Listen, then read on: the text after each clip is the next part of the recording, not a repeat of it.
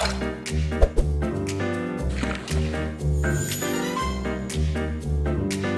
everyone. Welcome back for another installment of Mustard Hub Voices Behind the Build. In these episodes, I sit down for conversations with the people building, backing, and running better workplaces. I'm your host, Curtis Forbes. Welcome to today's Fireside Chat. My guest today is Christopher Mallery. Christopher's a seasoned restaurant industry professional who transitioned from managing high-pressure environments to helping overworked business owners streamline their operations. With hands-on experience in operations, process management, accounting, and team leadership, he understands the demands of running a business. Christopher now leverages his passion for people and expert bookkeeping skills to support small businesses, franchises, and startups across the US, helping them reclaim balance and focus on what matters most. Welcome to Behind the Build, Christopher. Thank you, sir. Thanks for having me, Curtis, on the show.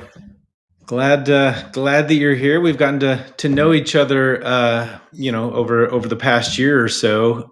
One of the reasons I'm super excited about this conversation is that while you're now behind the scenes supporting small businesses and franchises and startups, that's not where you started.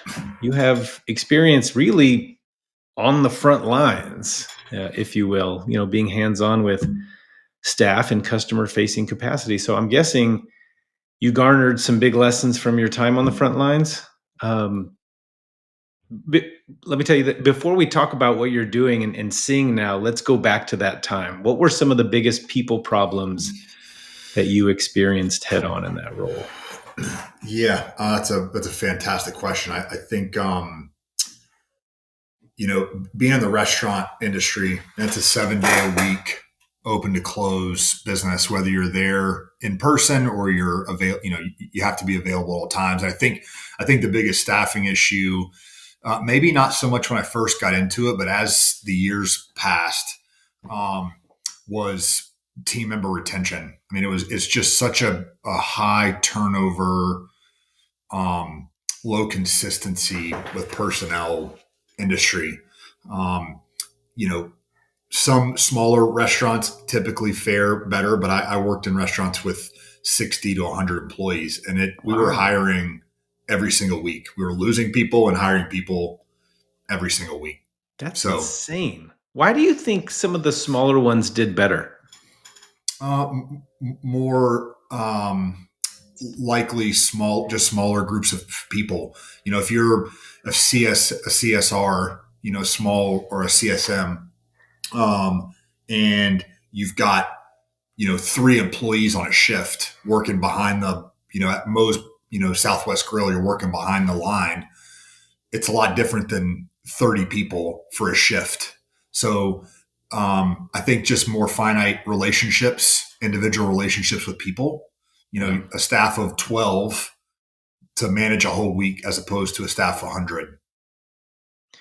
That's insane. I think that I'm just trying to picture that myself. I mean, and I have a little bit of the same experience, before, working with a lot of teams on those front lines, not necessarily in the restaurant space, but, that it's definitely a very real, very in your face problem every week, week in and week out. And like you said, you were hiring every single week, and you were losing people every single week, which can feel like insanity, I think, at certain times, especially because it handicaps, I think, what you're trying to do and what you're trying to produce week in and week out, right? 100%. I mean, you're 85% part-time employees. You've got 5 or 6 managers managing different departments inside of the building. Every department's got, between 10 and 35 employees that it takes to run a week, normal week. So, you likely are trying to run at 110% at any given time to give yourself, loss prevention ability.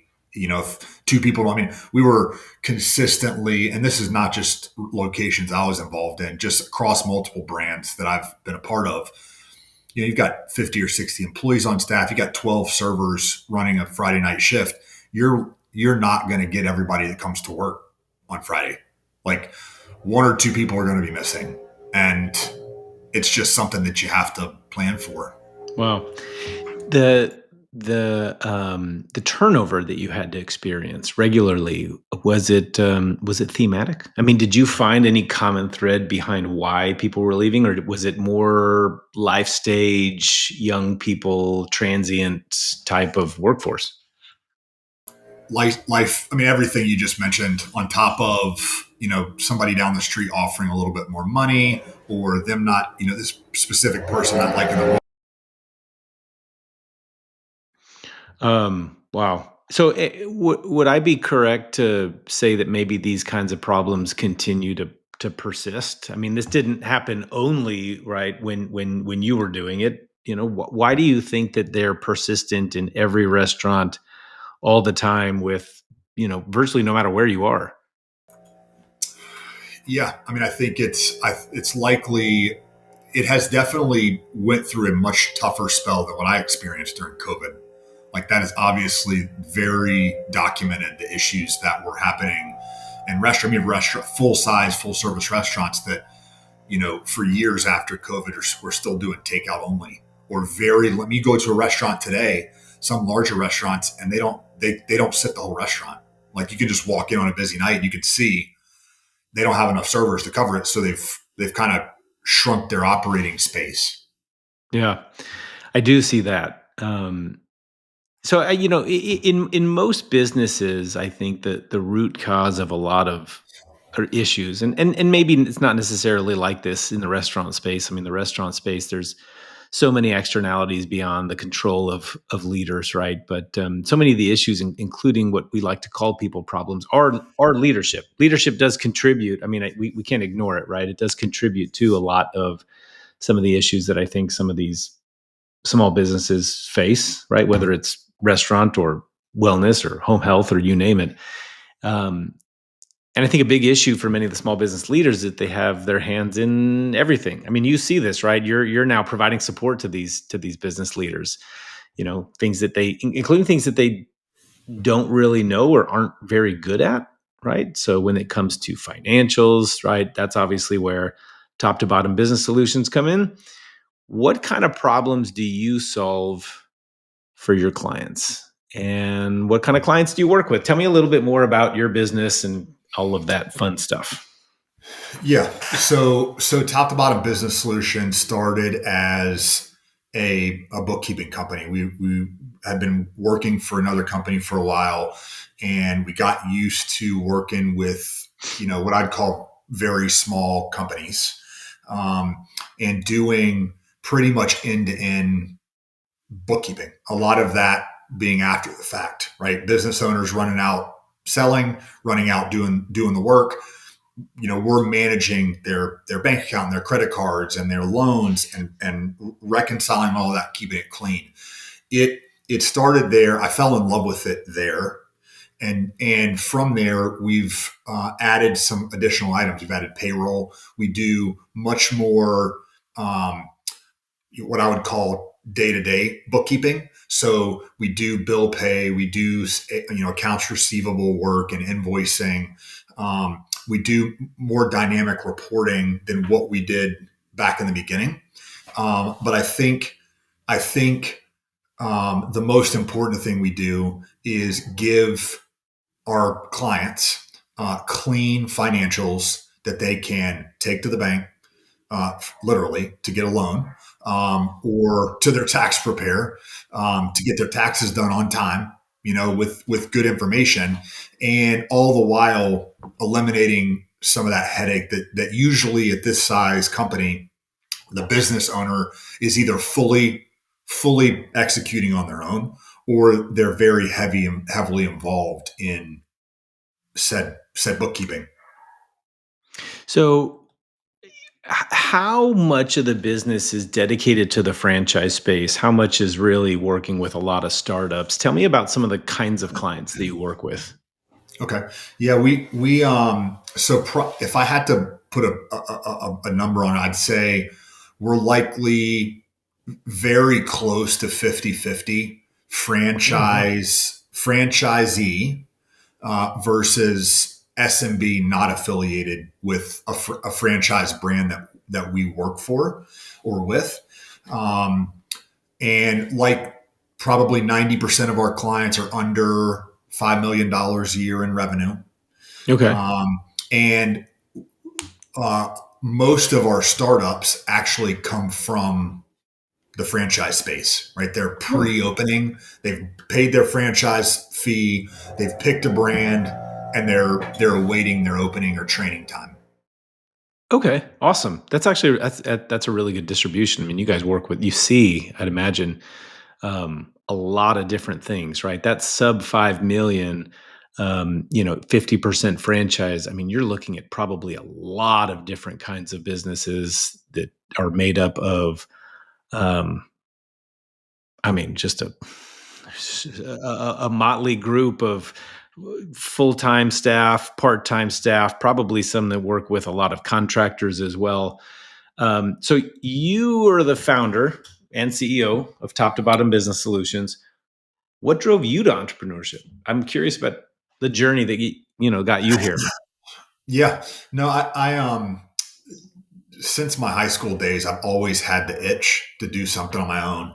I I've always been a hard worker and I have a strong attention to detail. And I think I got into restaurants really early on because it was easy. If you're a hard worker, and you show up early and you work late, the restaurant industry will just love you and accept you and Yeah. promote you and help you move through.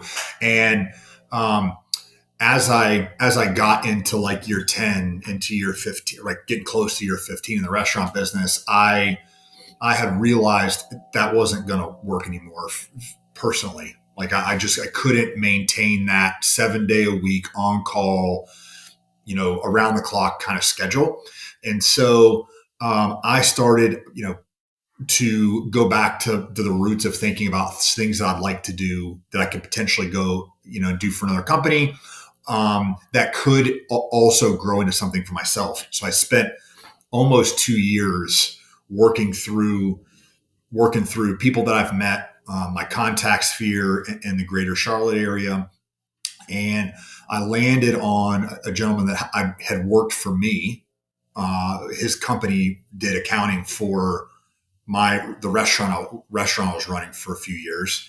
And I reached out and took that step. I think the reason that I fell in love with bookkeeping, though, Curtis, to get to the answer here, because I'm being very long winded. No, no, Um, no. I love hearing this. Actually, keep going. yeah, I think what really drove me to it in the restaurant business, I constantly found myself working too many hours, wearing too many hats. Right, I'm inside the building, even with 75 or 80 employees. I'm the person that when they're upset and they're having a rough day or they're having a bad week, I'm sitting down and hearing them out. If we break a bar bottle breaks and somebody gets cut, I'm also driving somebody to the hospital, theoretically. And you just, then I'm counting inventory at 4 o'clock on Monday mornings, right? And then the next day I'm, ordering $30,000 worth of food product or have my hand in it as a GM. Um, I Bookkeeping allowed me to help other people remove hats from their life. So bookkeeping is something that most business owners don't fully understand. They either don't understand how to do it or they don't understand the reports they get once it's actually done correctly. So they're either, potentially making errors on a monthly basis doing it on their own, or they're getting reports from a client or from a bookkeeper Yeah. and then it just dies in their email. So I feel like what we do, 100% supports work-life balance, which is something that I struggle with in the restaurant business. So I feel like they're not necessarily that far away from each other. We're just, I get still bounce around and do lots of different things, but when I'm ready to be done for the day and my team's ready to be done for the day, we You're shut it done. down. Yeah. Yeah. You described so well, I think, the the struggle of so many owner operators, right? So whether even you're in the restaurant space. You obviously described all of these different things that a GM or that an owner, that an operator has to deal with regularly. I mean, you are the CFO one minute, the next minute you're transpo driving somebody to the hospital, and the next minute you're worrying about, you're the janitor, right? Cleaning up the floors, or you're stocking the shelves. I mean, you're doing all of those things. And it's a real challenge that I don't think everybody quite understands, right? You could run a daycare, right?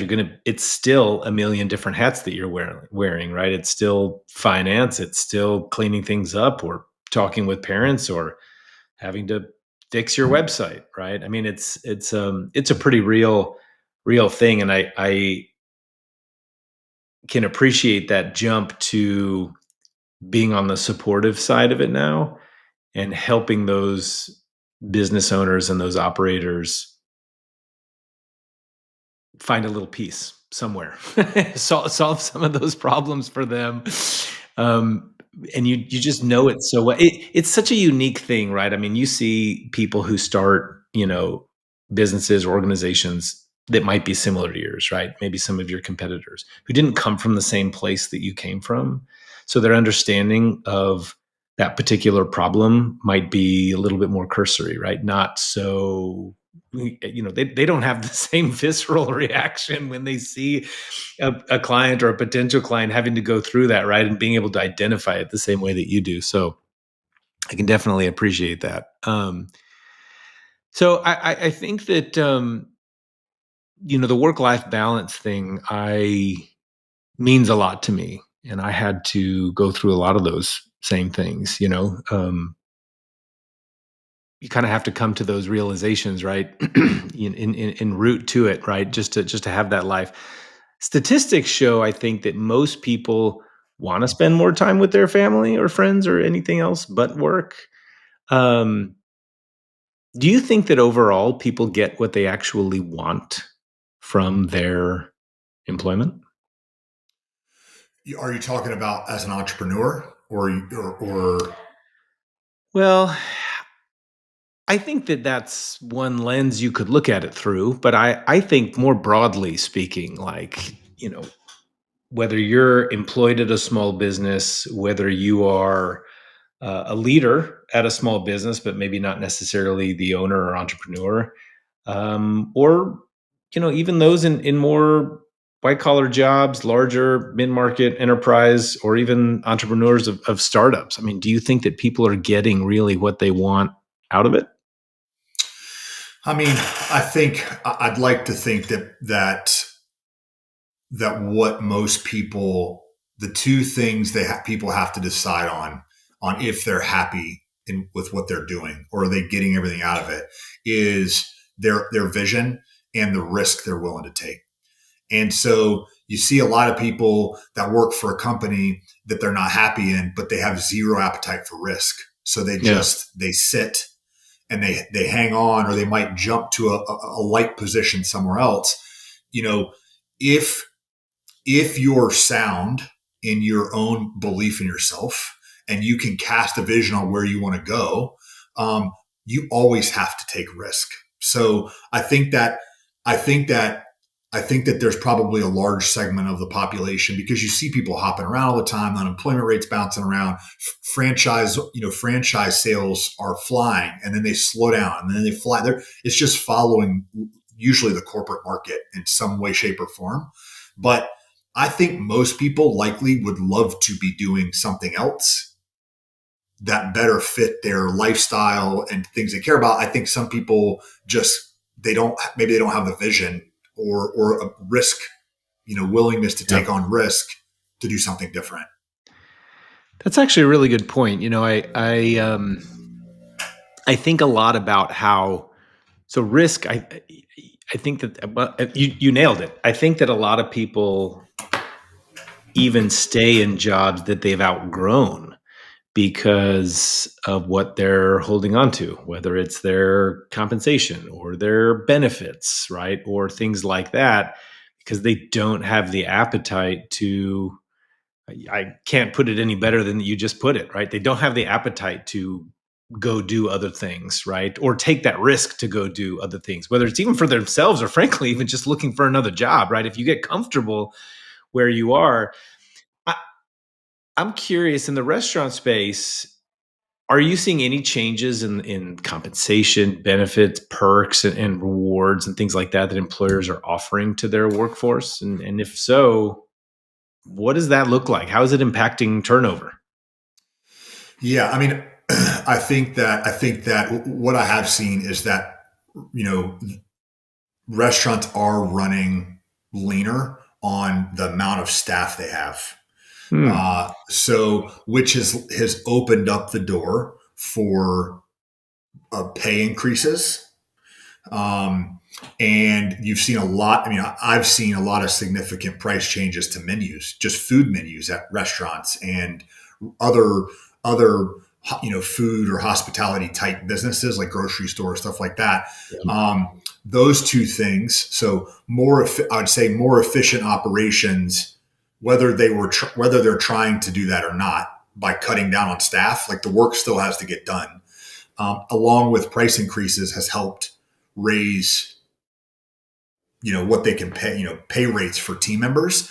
But it also, they're also chasing other jobs, other job markets, and so I think the restaurant world's always going to be evolving, and now you've got tech coming into restaurants and helping to make things more efficient, and you've got restaurants that you can go through drive-throughs now and never meet a person. Yeah. You know, Yes, that's you true. know, so there's it's always going to be some back and forth, but it's never going to be perfect. It's just Yeah. who's the quickest to keep evolving and try new things. I'm curious from your perspective. You made a comment a little while ago about, sort of an outsized percentage of part-time staff. And, maybe this is a little bit of a tangent, but I'm super curious. Do you see the businesses treating the full-time staff very different in a lot of ways from their part-time staff? And talking specifically about compensation, benefits, perks, and things like that. Obviously, a full-time staff member is going to have a different compensation rate than a part-time staff member. But notwithstanding, I think the obvious differences. Do you see a lot of um, major discrepancies in how they're sort of engaged with the team as a whole? Yeah, I mean, great question. I'll answer this from the perspective of being with T2B and being able to see lots of different kinds of businesses. Yeah. I do think that you know part-time staff, when defined as less than 30 hours a week, I'm going to Hmm. define as less than 30. Yeah. Um, I don't see them being as involved in um, team activities. So when you have a limited amount of time, the company usually still wants some level of production during that time, and you don't want to take 30% of their working week for extra meetings and other things. You want them to Hmm. be a little bit more high impact because you're likely paying them a little bit more on an hourly perspective because they're not full time. Hmm. They're also usually not getting PTO and health and PTO, medical, and the other most of the other benefits. You see a little bit of prorated PTO, so maybe they'll give them they're a 30-hour week employee, they'll give them 75% of the PTO plan, but most benefits usually drop off at that point. Just, anecdotally speaking, I'm kind of curious if you feel that the lack of some of those things contribute to some of the high turnover rate? Or I'd maybe ask the question in a reverse way. Do you think if those things were available to part-time staff, that there might be stronger retention rates? For part-time team members in general, Yeah. I think I think it really depends on the business. I mean, there's a lot of businesses where it's harder to manage part-time people Yeah. because your model is built on full-time. So sometimes you get caught in the gray area where I've personally seen this inside of my company. I, I've got somebody that's fantastic, and they're full time, and they had a life change. They've added a child, or they've had somebody in the family's had a health thing, and they needed to back up to part time. And if they're a good performer, we will absolutely work with anybody in our company if they need to make that change, whether it's for permanently or for a period of time. But it requires deploying their client list. It requires re-signing an agreement with them, and then having to track them hourly on their pay. And it just Yeah. there's a lot of, and then again, extra meetings, or when we get together in person, it's just a little bit more challenging to include them. Now, there are probably some other businesses where it's not quite as challenging, but I think that a lot, you're so process driven. Your process is built around full-time team members. It's hard to even incorporate, but I think resoundingly, if you were a company that could manage part-time employees well, and you are struggling to retain them, then absolutely finding a way to offer them benefits, whether it be medical or dental or vision or long-term disability or whatever, as well as PTO, I think absolutely it would help Yeah. the retention rate. That's good to hear. And you you were specific to mention a lot of these really traditional benefits, I think. And also I think that was us probably part of my question too. But what about, I mean, for business leaders who aren't really moving in the direction of maybe what their people want. And I'm making an assumption here that people who work part-time probably want access to those things. I think there's an argument they probably do. Some probably don't. But how do we get the business leaders to commit to their people and drive the engagement and retention? I mean, is it something that comes out of the work that you do with your business customers? I'm sure showing a business owner the cost of retention versus the turnover, that fast turnover could be pretty eye-opening. Yeah, I mean, I I definitely think leadership teams for smaller companies specifically, need to be more open to different kinds of scenarios. Yeah. And I think that's what scale is. Yeah. I think very rarely does a company say, I'm building the widget this way. I'm not gonna change anything. I'm not gonna allow, anybody that touches the widget to do it any differently than this. I think you're just really restricting yourself. So I think if you have good people and you have access to good people, you have to create more, you have to create different ways to win, and not just it's got to happen like this. Yeah. I think tangentially related to this, right? Talk to me about building small business. Talk to me about building culture in small businesses, right? We've sort of been on sort of the outskirts of that conversation, right? Talking about in some engagement, talking about some benefits, talking about, working with small teams and keeping them, motivated and reducing turnover there. We talked about big teams and some of the challenges that are resulted, from that. But I'm kind of curious, what do you see with some of your business customers doing to build that culture? Does that help when it comes to retention, or is this just simply an affliction everybody's going to suffer from regardless? Yeah, no. So for a new business owner starting out, it doesn't matter what kind of business they're starting. It could be one of any franchise vertical. It could be something that they're doing on their own.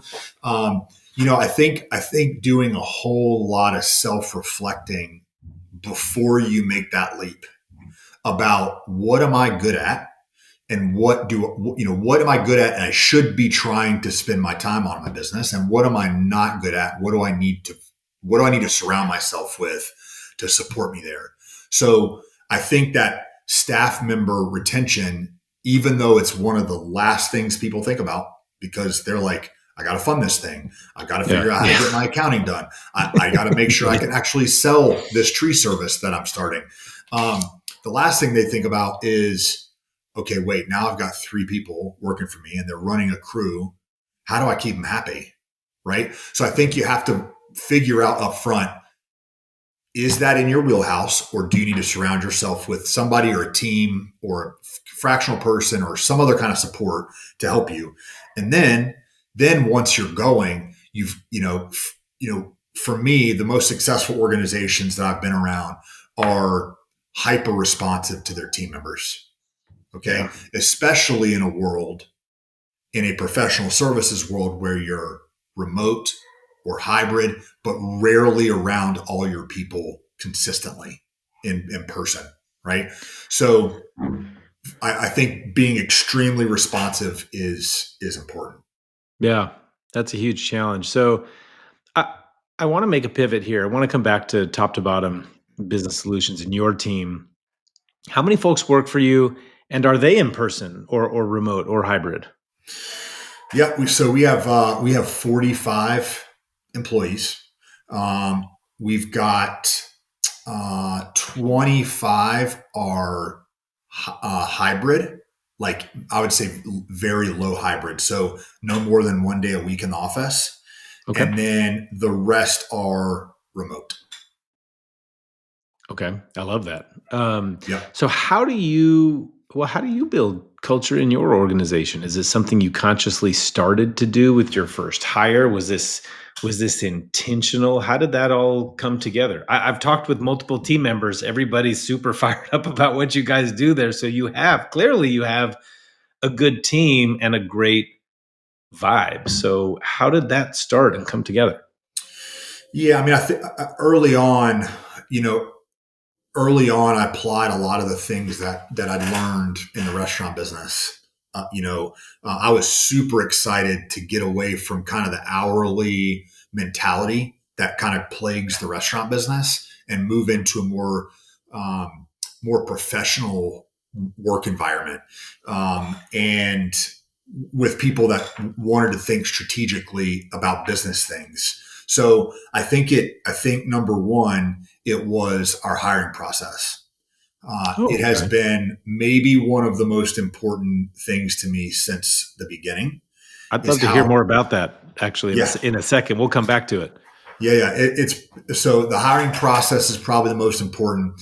I've also had and kept 2 or 3 really good mentors around me forever.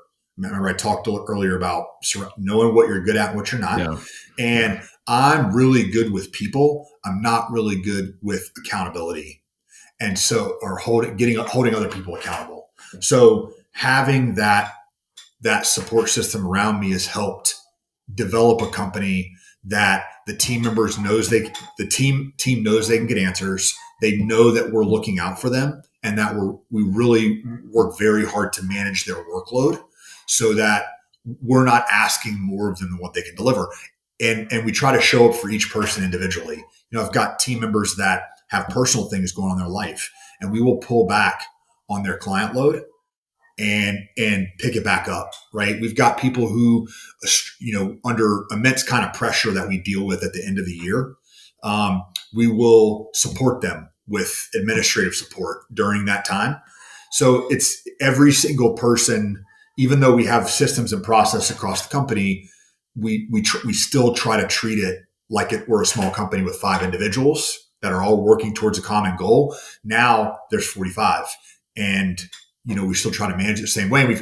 We've brought in HR support, fractional HR support, and some other things to help support that I'd love vision. to hear about some of the process that you go through that has really been able to, I think, help support all those fundamental values, right? Your when you bring people on, when your hiring process, what kind of things would you suggest, recommend, what to others that are looking to develop something like you have?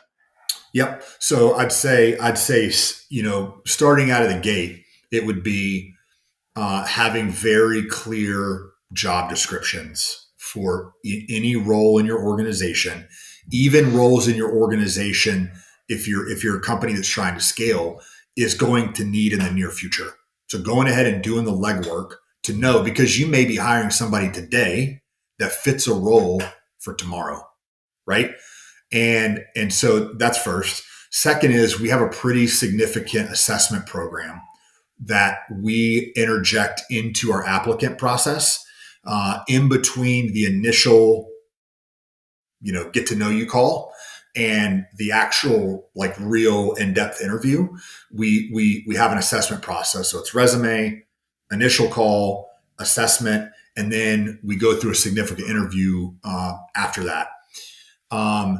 The curveball comes in, I think, and if you looked at our company and I gave you all the details, the thing that would probably stick out to you the most is 70% of our team is connected to somebody else inside of our team. So we've built the organization around internal referrals. Referrals, yeah, that's amazing. We post all of our jobs for at least a week to our internal team, and we always get resumes before we ever go to the market. Is there that's like even better than an ENPS score? I want to know what metric we can come up with to measure that, because I can guarantee that you would be in that top 1%. That's remarkable. Yeah, I mean, I think it goes. I mean, my knock on wood moment is, I think it's because of the people that we have and the work we've done with the culture, the whole team. This is not just a one person kind of deal. That drives other people to they know they're going to have a flexible schedule. They need to leave in the middle of the day to take their kid to the doctor.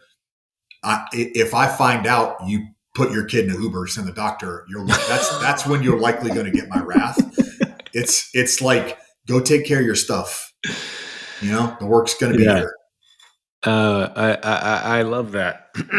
Are there certain things that you've done to build this culture or retention among your staff? Any specific activities or initiatives that you can think of, or have you even maybe some that haven't worked out so well? Yeah, I mean, we did for the first few years. We did get together every year in person, and that went really well. But I think we've kind of grown to a point where it's gotten really hard to navigate that. We do, and especially during COVID, we hired people. We've got 4 or 5 people out of our zone. So we're a North Carolina, South Carolina company. We've got Michigan and Texas and Pennsylvania and Indiana. So I think the getting together part is a great idea. It's just become very hard altogether. So we do more regional get-togethers in our main areas, and that probably has been very important. We do regular all team meetings. We have multiple internal teams that meet on a regular basis, and they're talking. Even though everybody usually works individually on their own work, we really try to make it into a team environment. If I look on my team chats, like go and log in and look at my team chats, I will constantly see somebody posting a question about an account. Have you guys ever run across this? And it's like all hands on deck to like jump in and help them. So I think that's been exciting. I also think that having people with consistent client loads and not changing their job all the time, I think that's also been important. Since Mustard Hub's a tech company, right? I'd be remiss not to sort of steer the conversation in that direction for a hot second. Tons of HR tech solutions, right? And platforms out there for, recruiting, hiring, onboarding, everything HR adjacent. Do you guys or do you ever guide clients through, technology solutions to help build their organizational culture or address a lot of these things? Yeah, that's a really good question. I don't think that we are in an advisory position in that capacity with most of our clients. Yeah. We have referred, for instance, PEOs, like we have referred out to PEOs before for a company that gets to the size that needs to be able to offer certain, medical benefits, stuff like that. You're familiar with the PEO world. Sure. But on the payroll side of our organization, we're very much just processors. So we don't, the relationship's not there on the personnel side as much Right. outside of just the individual relationships we have with the client. So at this point, I would say the answer is no. Yeah. Do you, speaking of tech, do you see, the tech and how it's changing and evolving? Do you see it playing a role in your own work changing over the next several years? I mean, will your clients need different things? Will the workforce, any trends? Do you have any predictions? I mean, there's, right, the AI is the four-letter word now. So how do you see that changing what you do? Yeah, no, I mean, another fantastic question. I think first off, I think prior to COVID, Hmm. we were pretty standardly, we were mostly in office, and, we had desktop computers and we had file cabinets. COVID has sent us into almost an eternal adaptation to technology. And I feel like every single year we are either incorporating some new platform into our workflow of part of our company, or into our payroll processing side of our company, into our sales process, side of our company. Um, and I think that's just going to continue. You know, it's either we're adding a piece on or we're changing something completely. And I also think I'm super excited about what I believe the next iteration of T2B is going to be. And that is one where we're doing less and less of the data entry work, because that Hmm. stuff is going to become automated. Yeah. It's already started. It started years ago, and Yeah. we're in the middle of that. That for me, so some people would be scared of that. I'm excited because now I get to grow my people higher and have teach them other things, higher level things that maybe we don't even do today, to replace that work that Yeah. is likely going to get replaced. I like this sort of while we look to the future. I mean, do you see a people related insight or people centric skill or competency that maybe tomorrow's leaders will have to develop in order to thrive? Possibly more than one. What do you see them needing to learn? Oh man. Um, I think the older generation of leaders has had a rough time dealing with the newer. But you know what? If you went back through the history of the world, you likely would find that every 20 or 30 years, right? I You think find so, out it's probably. so much different. I remember my grandparents saying, "Your generation, they're just not going to be hard workers," and then it's like we're still building train tracks, like it's still happening. But I do think that um, there is an uneasiness in how easy it's become for people to jump jobs and leave and not stay founded. And some of that's on the companies, some of that's on the generation. There's a hodgepodge in there, but managing when you've done everything right and you've got a really good team member in front of you, and then they just don't show up for work, or they quit without a notice in a professional organization, like that is something that you're seeing more and more. It's always been in the restaurant business since I was part of it, but I do feel like it's creeping into other companies, and you just don't see Yeah. people staying in a company for 20 years. I'm not even saying that's a good thing, but I am saying there's got to be a mix, and it seems Yeah. like that mix is trending very hard in a direction that's going to just make things more expensive for everybody by constantly changing. Yeah. So if an entrepreneur asks you for the single most important piece of advice about what they can do better as a leader, right? When it comes to people, what are you going to tell them? You're on an elevator before you get to the top floor and they're about to walk right out of there. What's the advice that you give them if you only had a second? Listen to them and always be open to change. That right there, I think needs to be captioned and plastered all over LinkedIn right there. Listen and be open to change. I like that a lot. That was great. Christopher, thank you so much for joining me today. Yeah, thank you, Curtis. I really appreciate getting to catch up with you, and hopefully we'll run into each other before the end of the year. Yeah, I'm sure we'll have an opportunity to. Big thanks to all of you for tuning into Mustard Hub Voices Behind the Build. Please like and share this episode. Be sure to subscribe so you don't miss the next installment. Also, visit mustardhub.com to learn more about how we help companies become destinations for workplace happiness and turn culture into a competitive edge. While you're there, sign up to get started with Mustard Hub for free. Until next time.